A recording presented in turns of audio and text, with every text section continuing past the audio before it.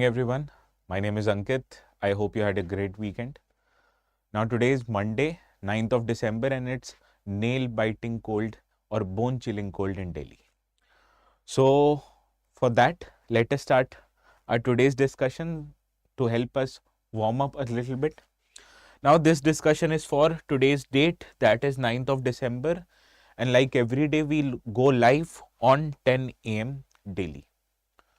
So let us start with our first article of the day. Now, our today's discussion will be covering 7 important articles which we have picked up from two sources, The Hindu and Indian Express. Now, yesterday was Sunday, so there was very less and not that relevant news in PIB. So, we'll be covering PIB from tomorrow onwards, okay? And as usual, to download the notes for the session, please go to this Telegram site.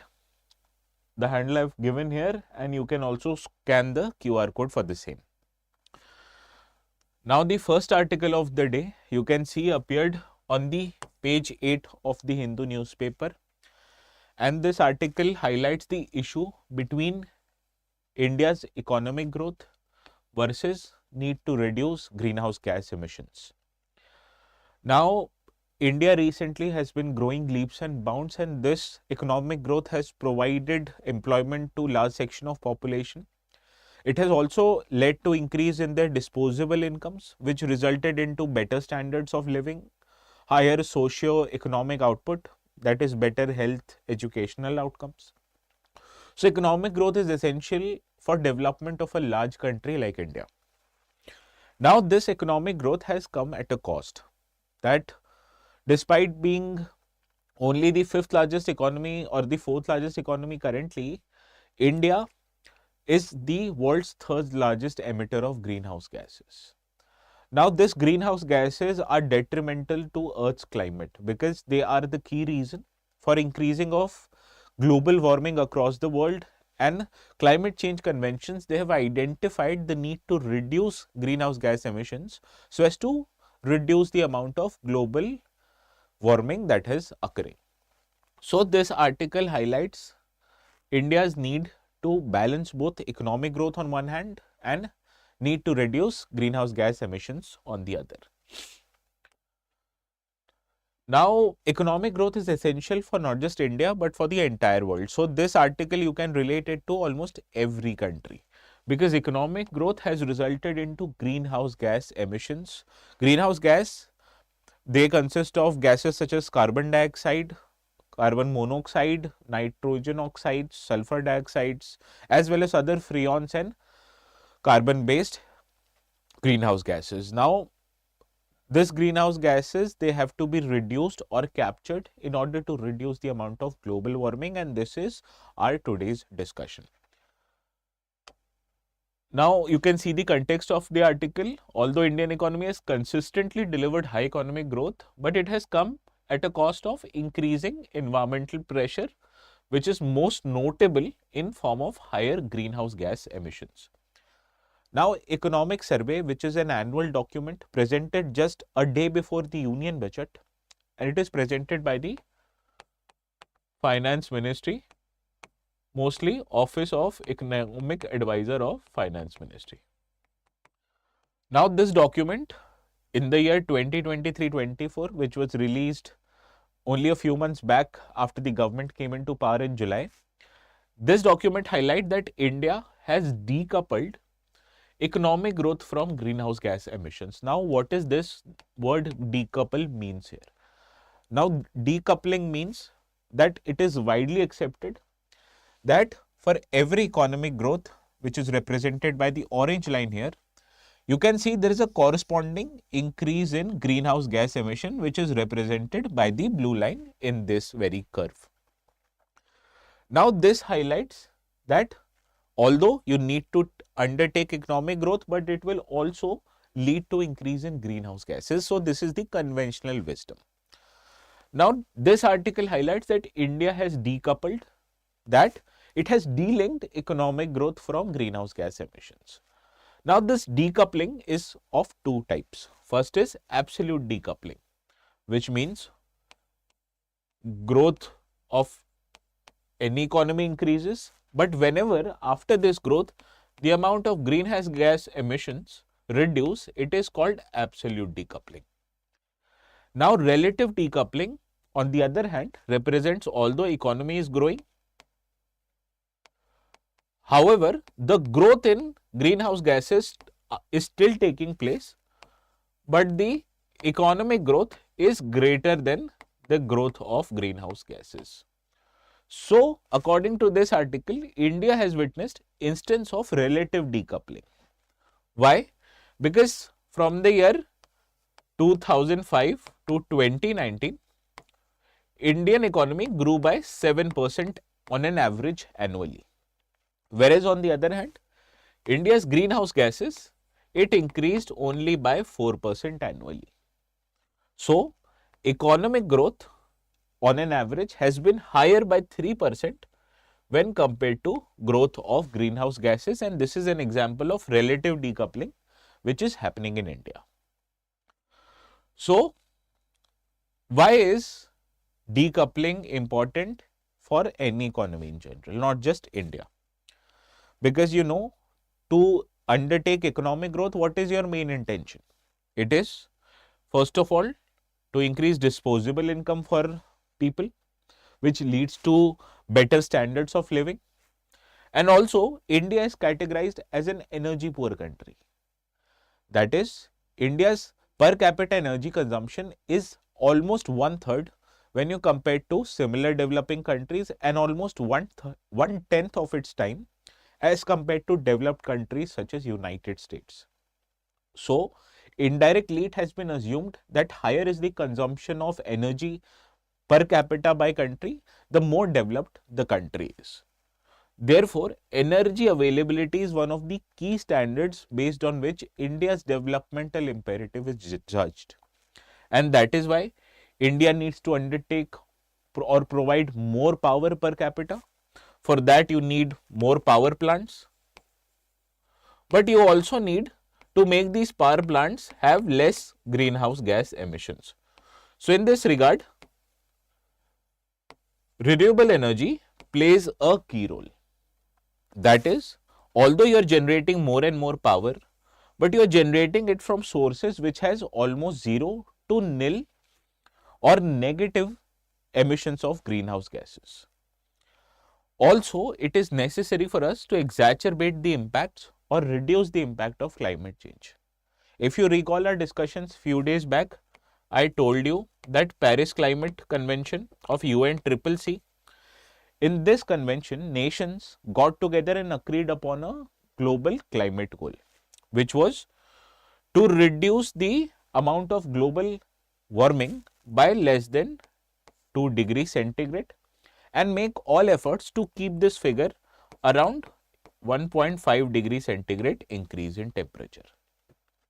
And to reduce the amount of increase in global warming, we also need to reduce the amount of greenhouse gas emission across the world, and India is no exception to that.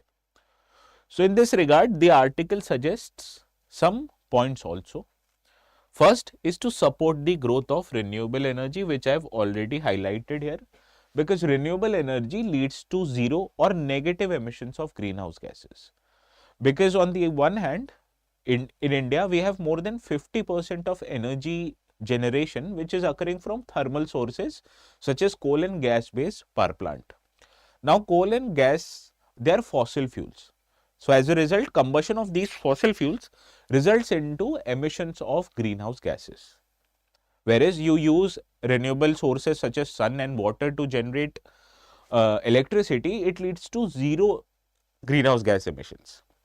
So, that is why we need to support renewable energy in our country.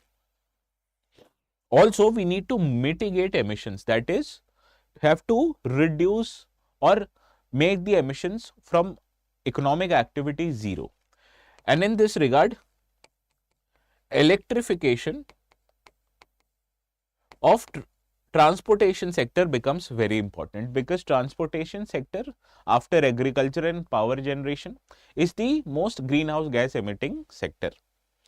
So, you have seen in recent times, Indian Railway has also moved towards electrification of its lines, which means they have replaced diesel based locomotives to electric based locomotives, and also there is a wide prevalence now for preference of electric vehicles in our country. That is, from delivery boys to consumers like you and I, we are using electric vehicles in our daily life, such as scooters, bikes, vehicles, etc., so as to meet our transportation needs.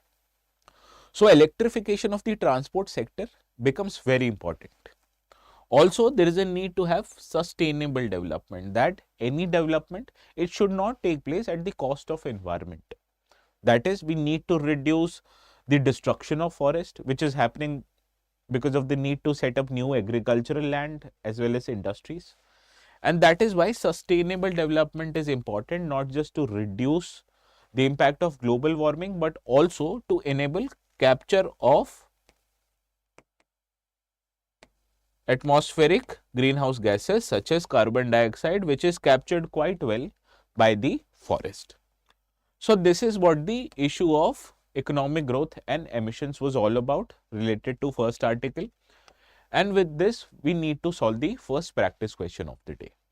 With reference to relative and absolute decoupling in economics, consider the following statement.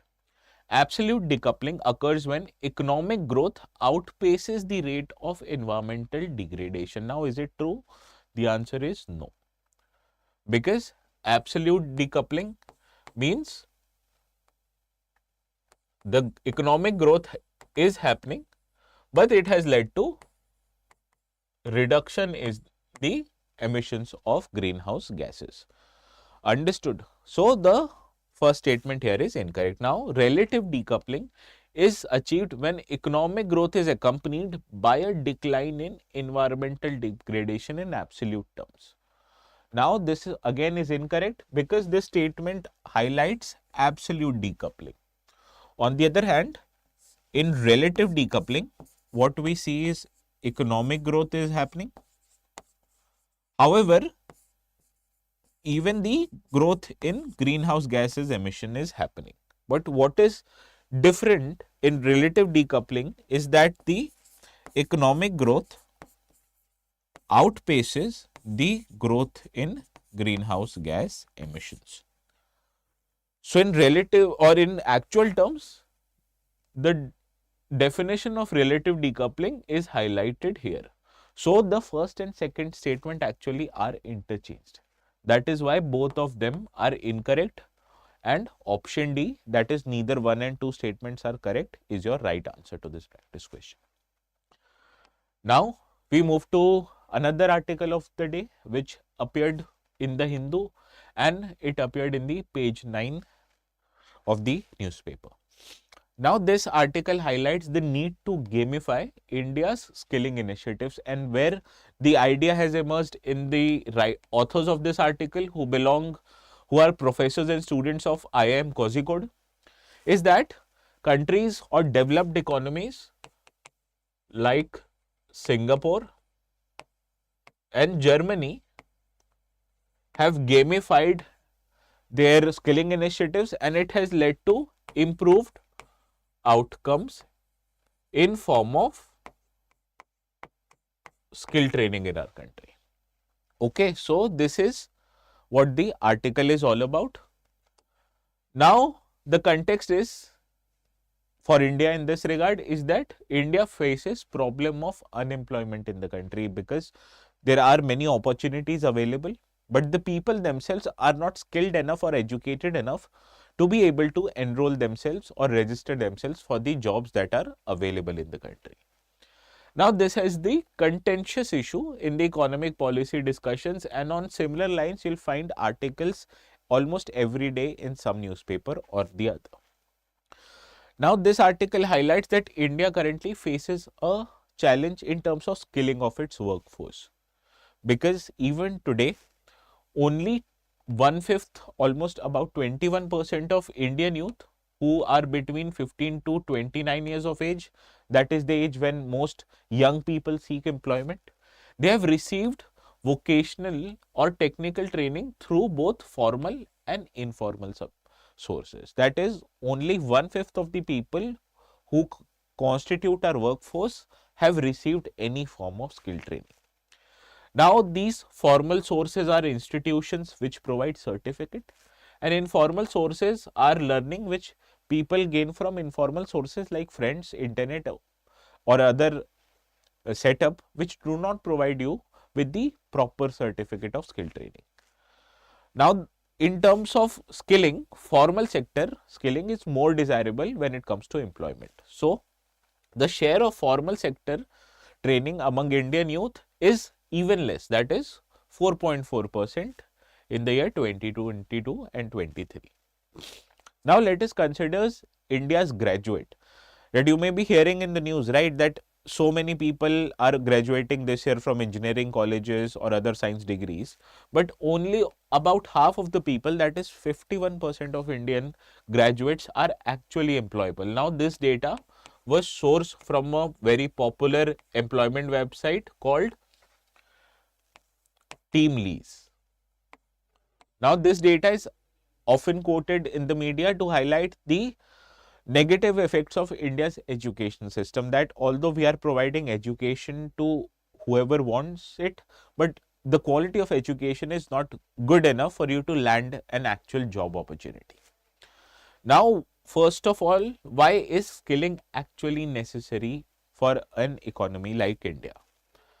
Now, economic survey of last year estimated that India needs to create 78.5 lakh new jobs in the non-farm sector annually until the year 2030 to meet the demands of its rising workforce. That India currently is under the demographic dividend. With the people in the working age, they are more than compared to people who are dependents on the working age people like infant children as well as senior citizens. So, to reap the benefits of economic dividend for a country like India, you need to create more jobs. And these jobs need to be more productive in nature. That is, you need not create jobs in farming sector. Rather, you need to create jobs in manufacturing and service sectors which are more economically productive. Now, to meet the demand of non-farm sector jobs, you need to have skilled people. That is, people skilled enough to be employed in diverse sectors such as automotive, industry, IT sector, banking, etc. So, there is a need to equip the workforce with skills and knowledge. Now, skill and knowledge is not enough in today's arena because the arena is of digital age. So, you need also to imbibe these people with digital skills, which is essential for Industry 4.0. Now, Industry 4.0 is the term given to industries which use modern technology such as AI, machine learning, etc. to do their day-to-day jobs. And naturally, they want to employ people who are proficient in these skills. That is, they know what is AI, machine learning, and they can operate the machines with the use of these tools. So, that is why you need to equip these people with sufficient digital skills and knowledge. However, it is also important to understand that even India's manufacturing sector is embracing technology, and over two-thirds of India's manufacturers are expected to embrace digital transformation by 2025. So, not just people belonging to IT sector and computer science need to be digitally oriented, but also mechanical engineers, civil engineers, electrical engineers, they also need to have a digital idea or the idea of systems which exist in Indian manufacturing setups. Now, this was the demand. Now, in terms of supply, only 1.5% of Indian engineers actually pose skills or have skills for any new age job. So, you understand, first of all, the demand for digitally oriented skill jobs is quite high, but when it comes to supply, it is quite low. So, there is this demand supply mismatch in Indian economy, and to fill this mismatch, you need to make Indian workforce a skilled workforce.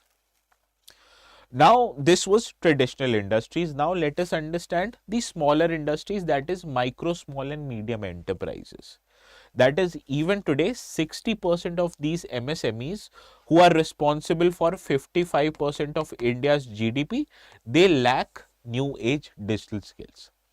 Now, these entrepreneurs also, although financially successful, but to be able to be financially successful even in the future, they need to have digital skills. And this is where India's digital skilling program is important, because India government, recognizing the fact that India's workforce level or the skilling of Indian workforce is quite low, it introduced a scheme or umbrella of schemes under the badge or the tagline of Skill India. Now, this scheme, although have been in application for about 9 years or so, but they have received a mixed result. And to improve the results further, the article suggests that we need to gamify and induce simulation based learning in these skills for better outcomes. Now, what are the benefits of gamification? You understand what is gamification? That any exam or test, rather than presenting them in a text and answer based format, I gamify the exam. For example, you all know what is Dream 11, right? It gamifies the concept of fantasy football and fantasy cricket. That is, rather than writing the answers, you game that answer so that after achievement of any result, you are promoted to a level further, and that is what gamification is. Now, let us understand what are the benefits of gamification. First is that it makes the skill training process more interactive and enjoyable. Why are we making the process more enjoyable? Because it will promote more and more participation among the Indian youth, and also it will promote retention of youth once they are enrolled into the skilling initiatives.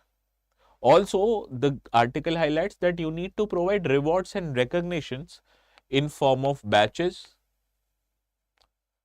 milestones,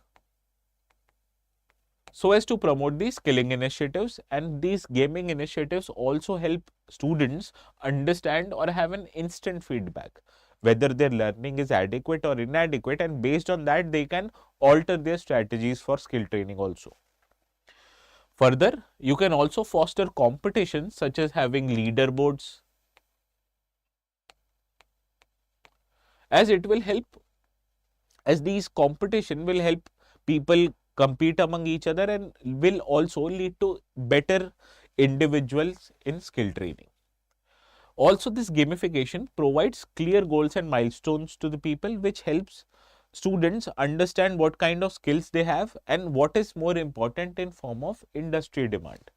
So, based on clear goals and milestones, people will be able to complete their courses in due necessary time.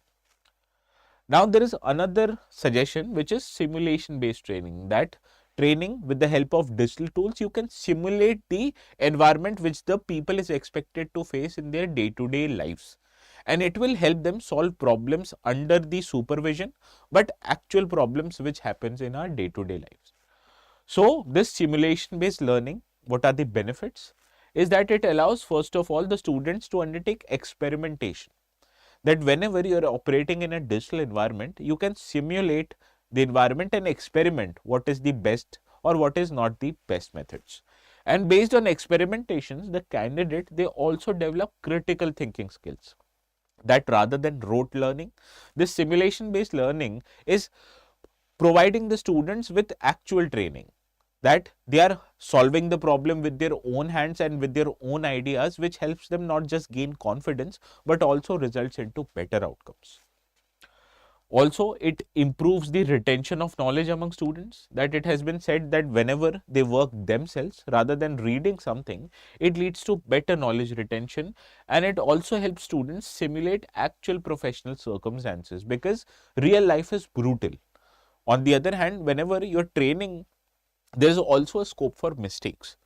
So whenever a person under training commits some mistake, it is easy for them to improve and become a better individual before they go into actual professional circumstances. So these are the benefits of gamification and simulation based learning.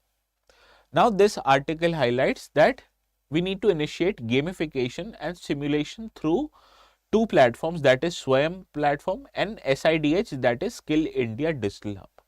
So in this regard, let us know what is these two portals. The SWAYAM portal, which has now been upgraded to SWAYAM Plus, is a portal which is developed by IIT Madras. Now, it is a multilingual platform that offers employability and professional development focused programs through collaboration with leading industry players. Now, these trainings are provided to industry leaders, and based on the requirements, these industry leaders, they collaborate with an educational institution and provide training services to the youths. Also, there is this Skill India Digital Hub, abbreviated as SIDH. It is a digital platform to synergize India's skill development, and it provides a comprehensive and accessible platform for skill enhancement. Now, in very simple terms, this is a digital expansion of India's skilling program, whereas skilling program such as Skill India program, they are offered offline. That is, students have to travel to a classroom or a industrial setup, and there they learn their skilling initiatives. While on the other hand, this Skill India Digital Hub is a digital platform, whereas the classes and labs, they happen over the internet, which has helped expand the reach of government's digital initiatives. So, it provides an integrated platform that has a digital job exchange which enables students to get employment offers from other stakeholders such as industry and employment generators. Now, with this, we move to the next newspaper called Indian Express, and from that we have picked up this op-ed article written by an agricultural expert called Mr. Ashok Gulati. Now, Ashok Gulati article in agricultural sector is very knowledge intensive and important from UPSC perspective. Now, this article highlights that all is not well with soils of India. Now, he is quoting a famous movie of Three Idiots which had a song called All is Well, and he is highlighting the contrary in the article, that all is not well with India's soil.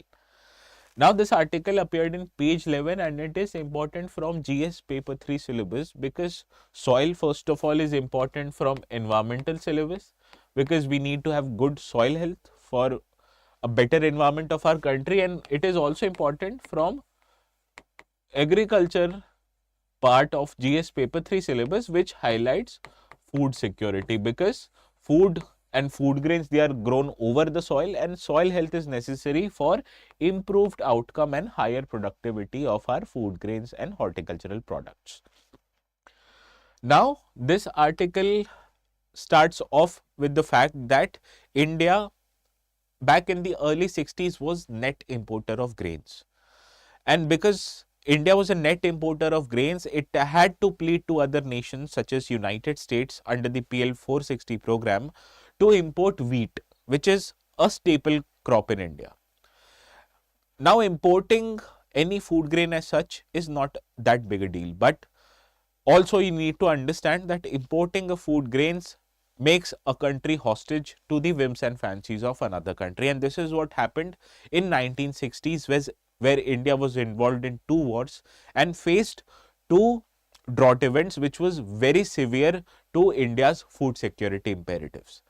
Now, to fulfill the needs, India had to import wheat from United States, and it made the policy makers cognizant of the fact that for India to be able to become a global power, it has to first start producing entire food requirements in its own country. And because of that, India started the process of Green Revolution. Now, Green Revolution started in late 60s in the areas of Haryana, Punjab, Western Uttar Pradesh, and it resulted into cultivation of high yielding crops. Now, to cultivate high yielding crops, you cannot rely solely on organic fertilizers. So, there was this need to provide farmers with chemical fertilizers, because these high yielding seeds, although they had high yields of crops, but they also need high amount of inputs, be it water or be it fertilizers. And that is why chemical fertilizers are an important source of nutrients which are necessary for cultivation of food grains and horticultural products. Now, these nutrients are categorized into 2 types. First is macronutrient, which are nitrogen, phosphorus as well as potassium. On the other hand, there are some set of micronutrients as well. These are macronutrients, and micronutrients are calcium, magnesium, sulfur, as well as iron. Now, these are provided by fertilizers in different compositions. For example, urea is an important source of nitrogenous fertilizers, whereas muriate of potash provides potassium. And DAP, that is diammonium phosphate, it provides phosphatic fertilizers. Okay. Now, the context of today's article is that due to the fertilizer subsidy, in order to reduce the prices of fertilizers, the government extends fertilizer subsidy to farmers in large amount. Now, because of this skewed fertilizer subsidy regime in India, it has caused India's soil nutrient profile to be imbalanced. And this has had detrimental effect, first of all, on farm productivity, and after that on human health, which needs to be addressed at the earliest possible time. Now, let us understand what is status of soil health in India. That is, even today, less than 5% of Indian soils have high or sufficient amount of nitrogen, whereas only 40% of soils have sufficient amount of phosphate, 32% have sufficient amount of potash, and 20% of soils, they have sufficient amount of organic carbon. Now, these are major or macronutrients, and they are very important for a growth of any crop. So, for any crop, to grow, it should have a sufficient level of macro and micronutrients. Whereas in practice, our soils, they suffer from deficiency of not just macro but also of micronutrients such as sulfur, iron, zinc, boron, etc. And these deficiencies range from both moderate to severe deficiencies. Now, the reason for this soil nutrient deficiency, according to the article, is the fertilizer subsidy which is provided by the government. Now, government every year provides fertilizer subsidy to farmers, which is in this financial year 1.88 lakh crore. Now, to demonstrate the importance, this 1.88 lakh crore forms 4% of union budget. So, for every 100 rupees which is spent in the budget, 4 rupee is spent just on fertilizer subsidy. So, you can understand the scale of fertilizer subsidy throughout the India is so large.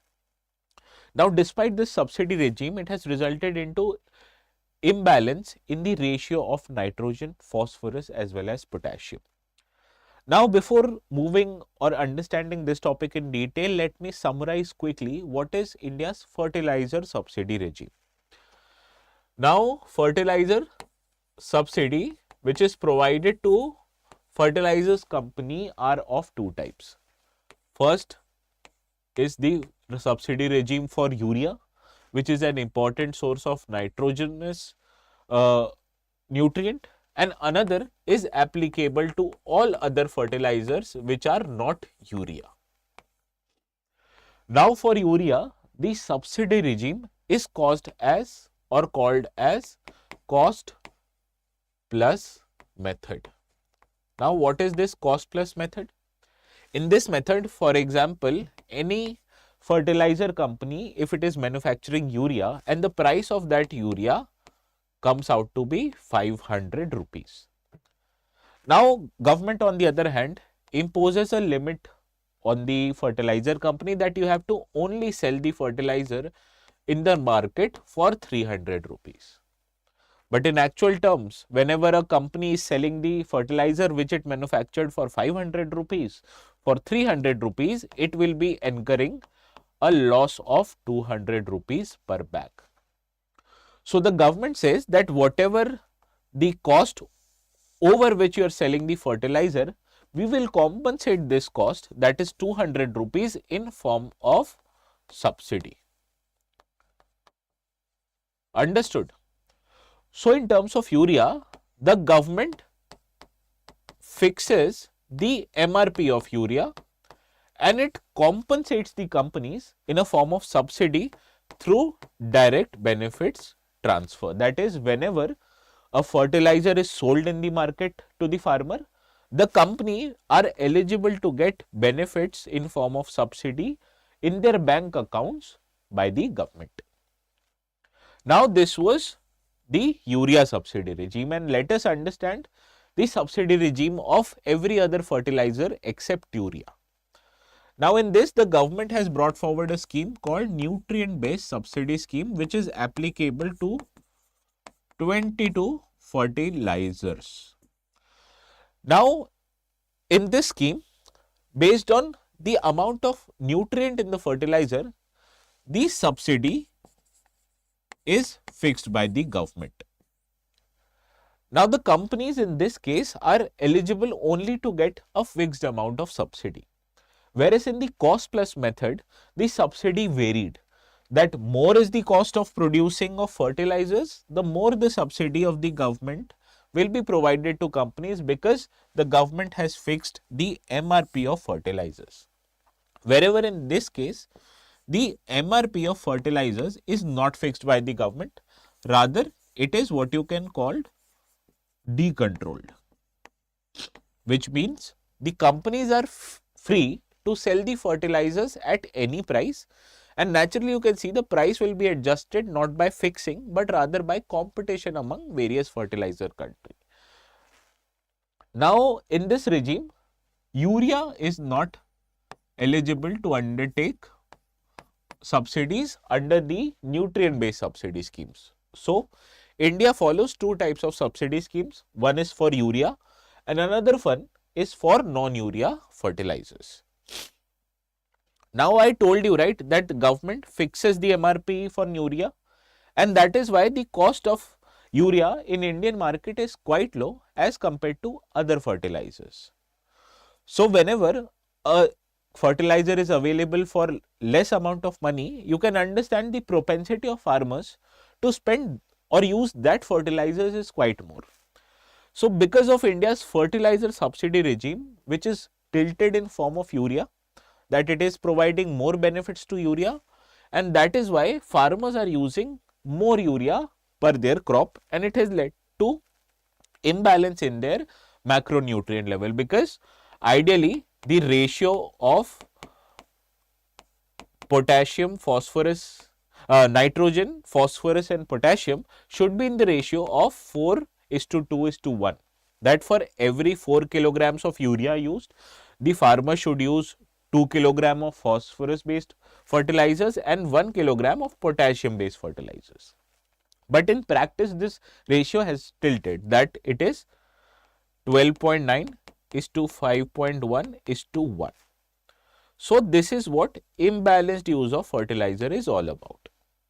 So, the solution of this article, it states that first of all you need to deregulate the fertilizer sector.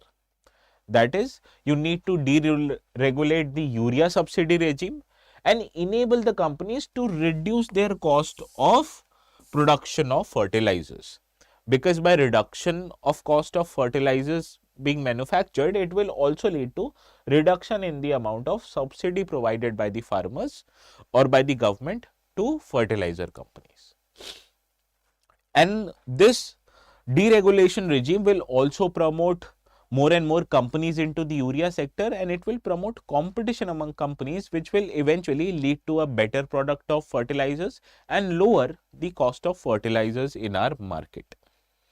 Also, this statement highlights that instead of giving the subsidy to fertilizer companies, and in that regard, the subsidy should rather provided to farmers and not to fertilizer companies, because fertilizer companies, they are eligible to achieve or attain subsidies from the government for every fertilizer bag that they sold. But on the other hand, by giving the benefits to farmers, the government can fix the amount of subsidy it disburses to any farmer. So, that will also result into reduction of fertilizer subsidy in our country, which is currently 1.88 lakh crore rupees. Now, this was all for today's article, and let us solve the practice question. With reference to India's fertilizer subsidy regime, consider the following statements. The subsidy on fertilizers is provided directly to farmers under the direct benefit transfer system. It is incorrect, because the subsidy is provided not to farmers but rather to fertilizer companies. And the second statement, price of urea is controlled by the government. It is correct. While the non-urea fertilizers are subject to market-based pricing. Now, the second statement is correct because government only controls the prices or fixes the MRP of urea in the country, whereas the all non-urea fertilizers are subjected to market-based pricing. The nutrient-based subsidy scheme, it applies to all nitrogenous and non-nitrogenous fertilizers. It is again incorrect because NBS scheme applies to 22 fertilizers and not urea, which is a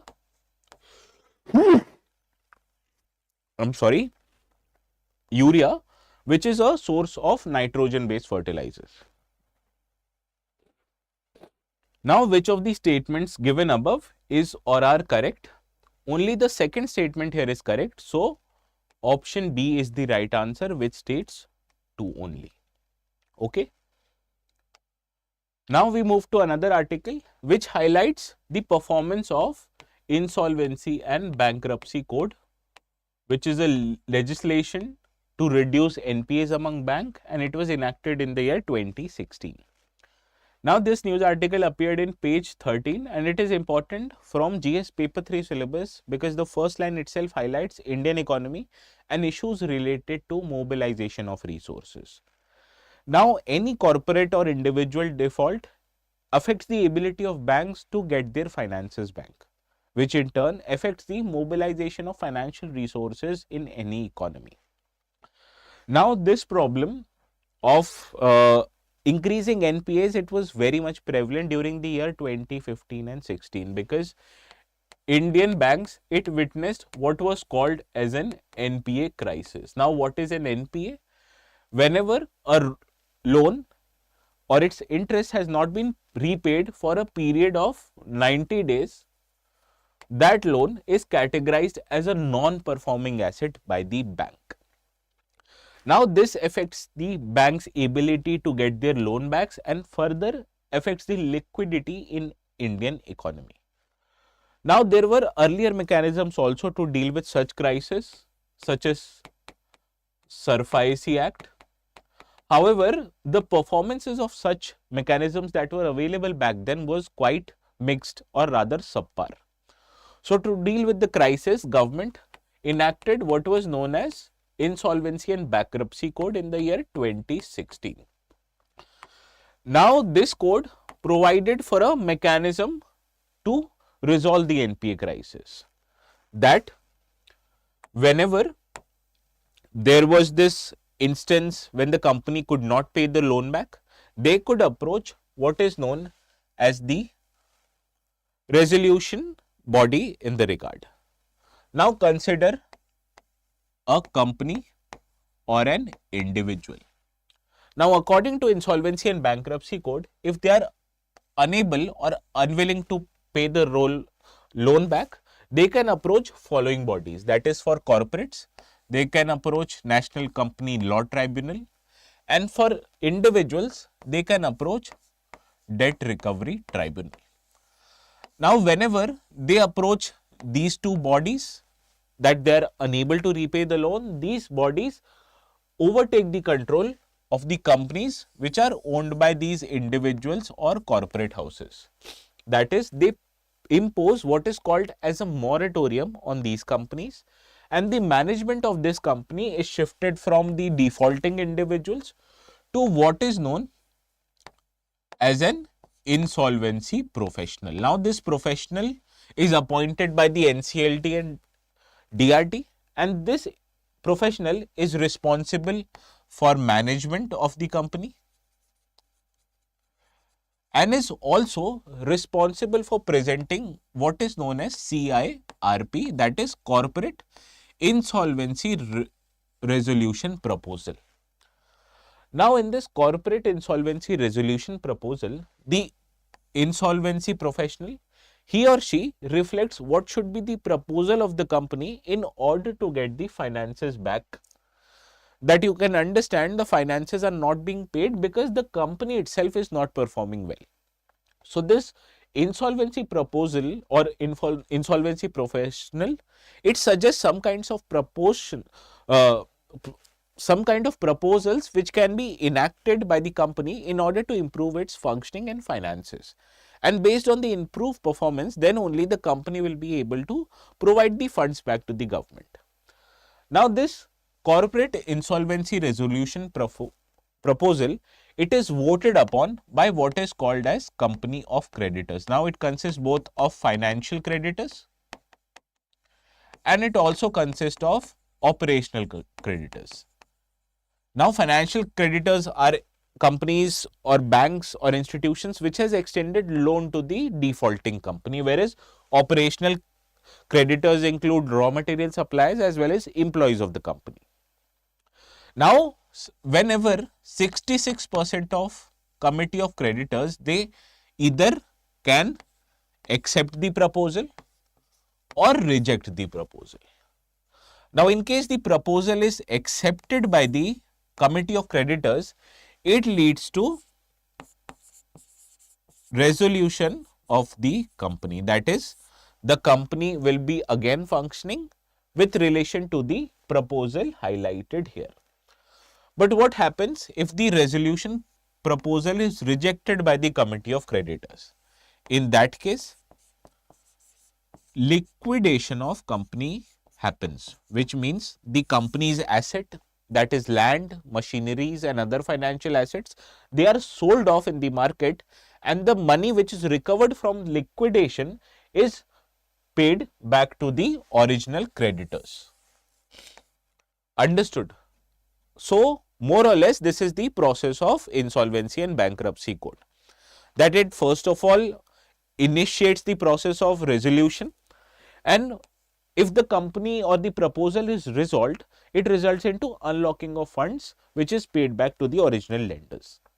But it also provides the option for liquidation, that if the company is not able to function, you can liquidate the assets or sell off the assets in the market and recover the money which can be paid off to the original creditors of the company. Now, today's article highlights the performance of insolvency and bankruptcy code with help of 100 big defaulting companies. Now, this highlights that although there are 100 companies, big companies which underwent insolvency and bankruptcy code, 15 out of these 100 companies represent 50% of debt.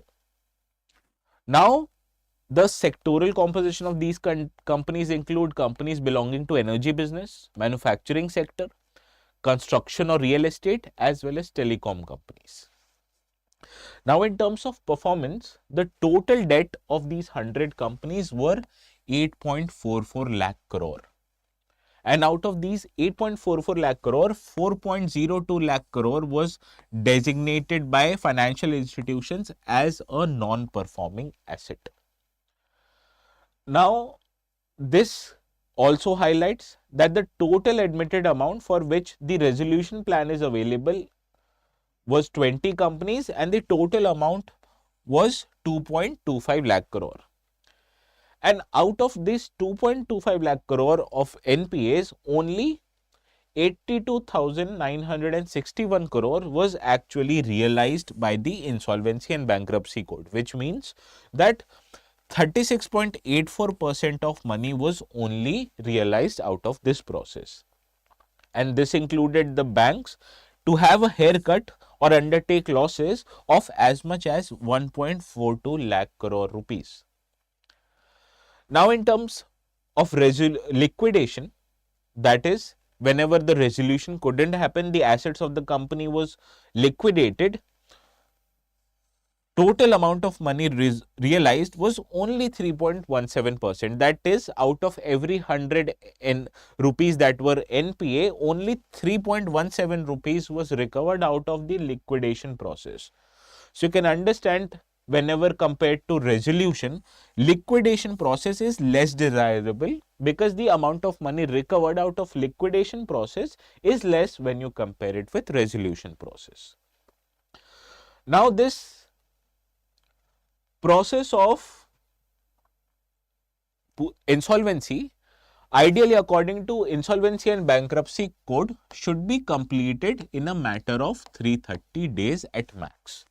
This is what the legally required term is, but in practice, the amount of average time taken for resolution approval is 960 days, which is 3 times more. Now, the average days for initiating liquidation is 2 times more, that is 690 days. So, you can understand from this figures that the article provides that the performance of Insolvency and Bankruptcy Code has been subpar, because it has only led to reclamation of almost about 37% of the funds. That is, for every 100 rupees of NPA, only 37 rupees could have been recovered by the Insolvency and Bankruptcy Code. Now, with this, we move to next article of the day, which also appeared in the Indian Express newspaper, and it highlights that RBI is leveraging artificial intelligence to crack down on mule bank accounts. Now, it is important and it appeared in page 13 of the newspaper. Now, money mules are example of unidentified person who are used as a courier to send illicit cash. Now, mule bank accounts, you can understand, is a bank account of an individual which is used by cyber frauds to deposit or to take out money which has been sourced from illicit funds. So, the RBI is cognizant of the dangers of mule bank accounts, and it has developed a AI powered model to help banks deal with issues of mule bank accounts. Now, this platform was developed by RBI's subsidiary Reserve Bank Innovation Hub, which is located in the city of Bengaluru. Now, mule bank accounts are brought by criminals from their original users, and they are used for criminals for illegal activities, that is laundering of funds which has been sourced from illicit economic activity. Now, how big is the mule account problem in India? It is seen as a key element in the majority of online financial frauds, that whenever you and I are faced with online financial frauds, the money out of our bank accounts are transferred into these mule accounts. And in this regard, the central government has frozen around 4.5 lakh such bank accounts. Now, what has the government done to crack on such mule accounts? First of all, it is holding meetings with various stakeholders, that is industry representatives, technological companies, RBI, private sector, public sector banks, and it has urged these banks to adopt best practices by leveraging cutting edge tools, which are artificial intelligence, machine learning tools, and it will also help foster interbank collaboration. That is, banks, they have to collaborate not just between their own branches, but between also the branches of their rival banks also. And the RBI also suggests that there is need to put restrictions on withdrawal of money from bank accounts which may have suddenly become active. And also, RBI is conducting a theme on zero financial frauds, and this hackathon is originally intended to provide for competitive solutions to deal with the problem of mule bank accounts. Now, let us solve the practice question. The Mule Hunter AI platform, recently in news, has been developed for which of the following options is correct? And if you read the question perfectly, you will see that the option D is the right answer to this practice question. Okay. Now, let us move to another article which appeared in the explained section of the Indian Express, and it deals with new Oilfields bill. Now, this is appearing in page 14, and it is important from GS paper 3 sector, in which infrastructure energy is a key part of the UPSC syllabus. Now, India historically has been dependent on imports for sourcing its oil needs. That is, almost 85 to 86% of country's crude oil demands is met by imports. So, to promote private companies and their oil exploration, government is changing the regulations of oil sector, and in this regard, the new Oilfields Regulation and Development Amendment Bill was enacted. Now, it amends the Oilfields Regulation and Development Act of the year 1948, and it is done first of all to encourage domestic production, push private investment, and also to reduce India's reliance on import, which currently stands at 85%. Now, what are the key amendments in this bill? That is, it expands the definition of mineral oil.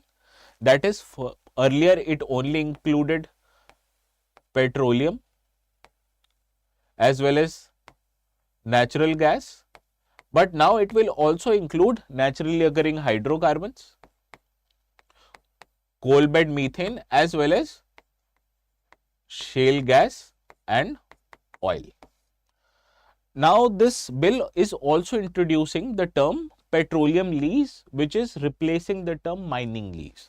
Now, this petroleum lease will be available to companies for prospecting, exploration, development, production and making of merchantable and carrying away and disposal of mineral oils. Further, this expands the central government's regulatory power of the country oil and gas sector. That is, earlier the regulatory power of the government extended only for production and development related activities, but now they have been extended for managing the consequences and implications as well. For example, it gives government powers to deregulate the greenhouse gas emissions, which is a result of production process in the oil and gas sector, and also to deal with issues such as merger and co-utilization of assets, and also the dispute which may have arises out of this merger and co-utilization of assets. The powers of central government or the regulatory powers have now been extended for these many functions as well. Also, to promote private participation, the government has decriminalized the offences which was earlier for as much as 6 months of imprisonment. Now, this has been done away with. However, it has also replaced with fines, that is, the number of fines or the amount of fines has increased also.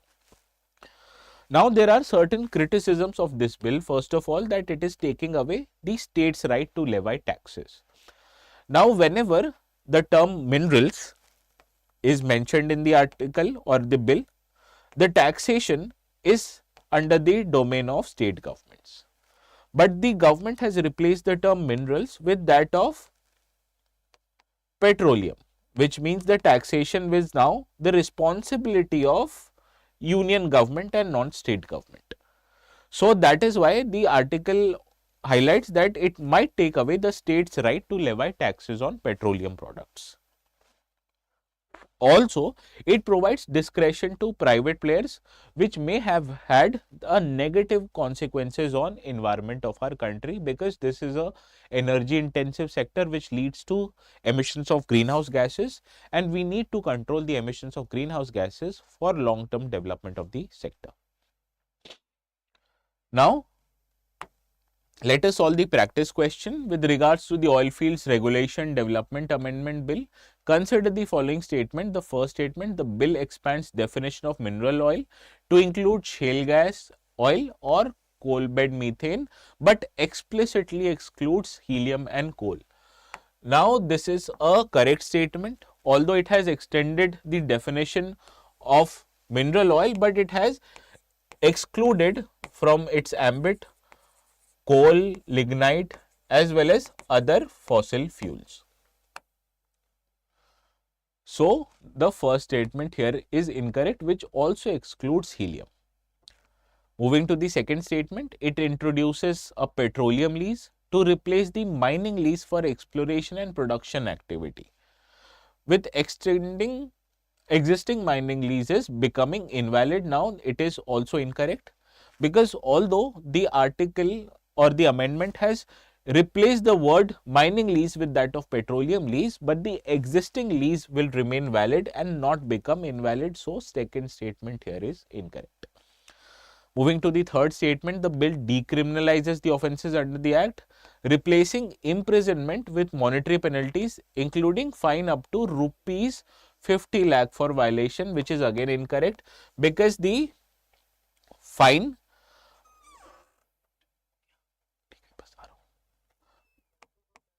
which excludes the fines which are available can be extended up to 25 lakhs. So, it is clear that only first statement is correct, hence option A is the right answer. So with this, we conclude our today's session of daily news analysis, and I will not be able to explain you the last article because of the time constraint. However, I will put the article in the notes which has been provided in the Telegram channel. So with this, I conclude. The notes will be available on the Telegram channel. So I'll see you again tomorrow at 10 a.m. sharp. Okay. So I'll bid you a very good bye.